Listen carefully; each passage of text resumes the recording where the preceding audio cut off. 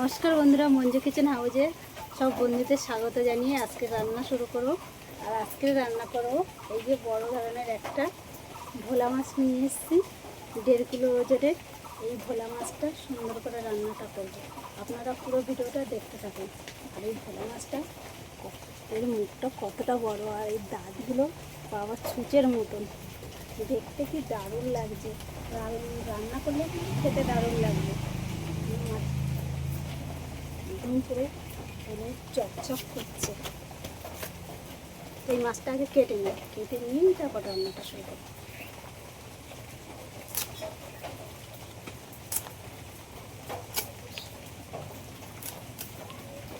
মাছটা মনে হচ্ছে পেটের মধ্যে কিছু আছে।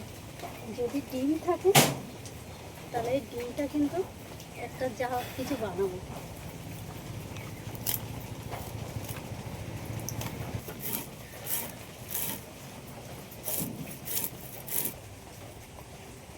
আমি ভেবেছিলাম হয়তো মাছের পেটের মধ্যে ডিম আছে, না ডিম না, এটা তেল। কত বড় তেল হয়েছে।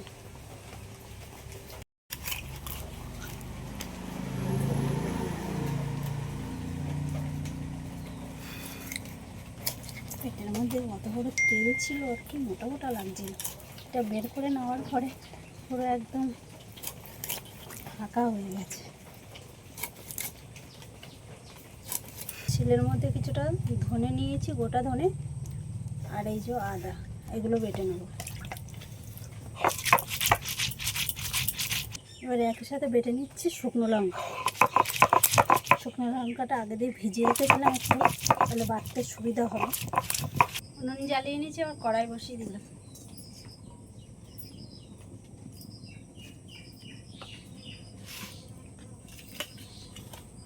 এবার মাছের মধ্যে আর এই মাছের তেলের মধ্যে লবণ, হলুদ আর লঙ্কার গুঁড়ো নিয়েছি কিছুটার মধ্যে, সব মাখিয়ে দেব।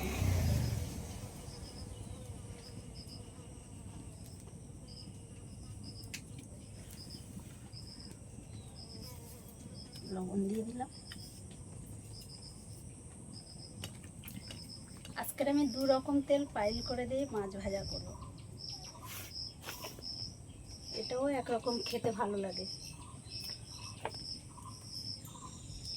আগে সর্ষের তেল দিয়েছি, এবার সাদা তেল দিয়ে দিলাম কিছুটা।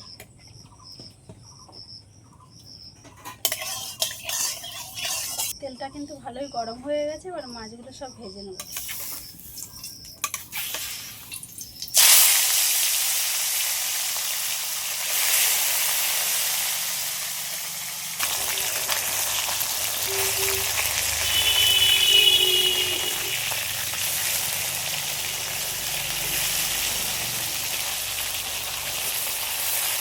এই মাছগুলো সব ভাজা হয়ে গেছে, একটু লাল লাল করে ভেজে নিয়েছি, এবার তুলে নেব।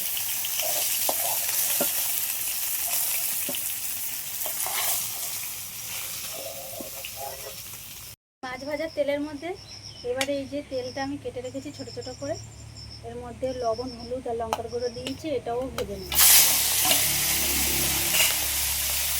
একই সাথে 2টো পেঁয়াজ কুচিয়ে নেব। এবারে এই পেঁয়াজ কুচানোটাও এর মধ্যে দিয়ে দিচ্ছি। 2টো মাছ একটু ভেঙে ঝুড়ো ঝুড়ো করে ভেজে নিয়েছিলাম, এটাও এর মধ্যে দিয়ে দিচ্ছি।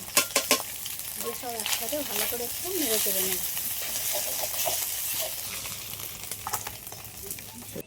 কড়াইয়ের মধ্যে সর্ষের তেল দিয়ে দিচ্ছি, তেলের মধ্যে দিয়ে দিচ্ছি এই আলুগুলো আগে দিয়ে কেটে রেখে দিয়েছিলাম, ধুয়েও নিয়েছি। এই আলুটা দিয়ে দিচ্ছি।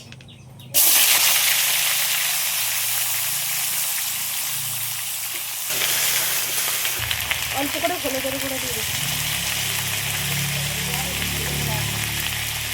একটু করে লবণ।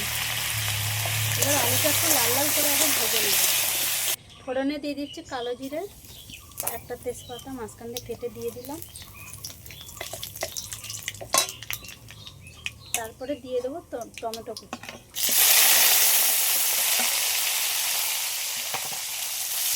আলু ভাজার মধ্যে আগে লবণ দিয়েছি, এখন একটু অল্প করে দিয়ে দিলাম। একই সাথে দিয়ে দিলাম 1 চামচ হলুদের গুঁড়ো, বেটে রাখা আদা আর ধনে, করে জল দিয়ে দিলাম। টমেটো ভালোভাবে গলে গেছে, মশলাটাও একটু হালকা করে কষিয়ে নিয়েছি। এইবার আমি এই বাটা লঙ্কাটা দিয়ে দিচ্ছি। মশলাটা ভালো করে কষিয়ে নিয়েছি। এবার আমি ভেজে রাখা আলুগুলো দিয়ে দিচ্ছি। মশলার সাথে আলুটাও একটু ভালো করে কষিয়ে নিয়েছি। এবার আমি পরিমাণ মতন জল দিয়ে দিচ্ছি।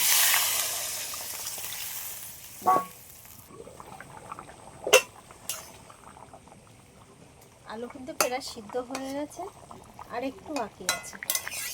এই সময় এবার আমি ভেজে রাখা মাছগুলো সব দিয়ে দেবো।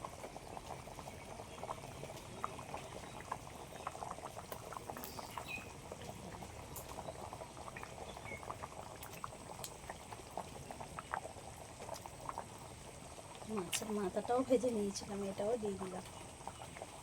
একটু কাশির মেথি নিয়েছি, হাত দিয়ে এইভাবে একটু ডলে এর উপর থেকে একটু ছড়িয়ে দিয়ে দেবো।